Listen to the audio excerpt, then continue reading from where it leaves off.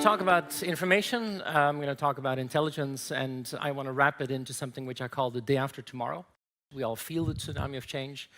We see fundamental changes, things that looked like science fiction just a couple of years ago become reality almost overnight. And we have no idea how this actually got started. I'm sure historians will get it wrong. In the age of fake news, I'm quite sure that these people will be seen as the inventors of the internet in 2050. But I think we see fundamental changes, things that are going faster than ever before. And I'm a technologist, and one of the strange things about technologists is we always get our timing completely wrong. I want to start with this amazing quote. Bill Gates was asked to say something visionary in 1998. It's not even 20 years ago, and he said, "Eventually, everyone's business card will have an email address." That was a visionary statement in 1998. If during the reception you will meet somebody, they give you a business card, and it will not contain an email address, there's only one conclusion: it must be a very rich person. That's the only logical conclusion after 20 years. We live in a day and age where this is probably the saddest slide that I have. You see two people in bed and their faces illuminated by the shining of their smartphones. And this is truly sad, but it shows how addicted we've actually become to technology. This summer, we had the strange phenomenon of Pokemon Go. Our kids who returned to school in September were the fittest, healthiest, and tanned group of students ever to return to class.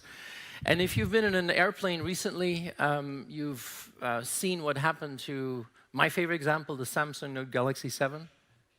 First, we weren't allowed to turn it on. Then we weren't allowed to charge it in the plane. Then we weren't allowed to take it at all. I have a 13-year-old boy who is heavily addicted to gaming. This is the game he loves to play, Grand Theft Auto, which is horrible. It's the most despicable game in the world.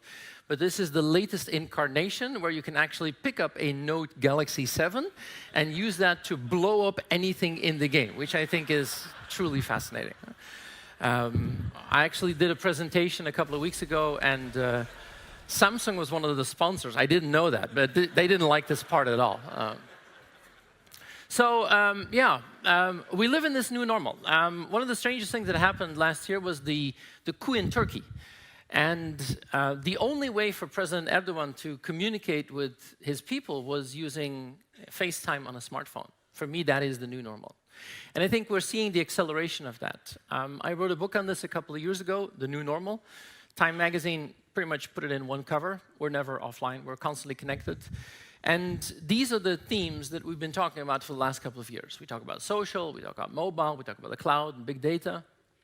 And these four words have become incredibly boring in just 3 years.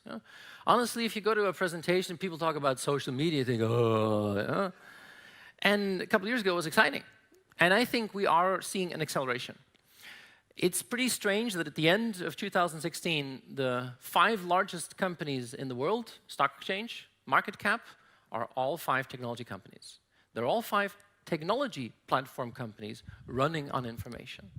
And I think I started to see this, and I felt this acceleration, and that's why I want to focus on this concept of the day after tomorrow. I think the technologies that we will see hitting us in the next 5 to 10 years are going to look like an acceleration of what we've seen before.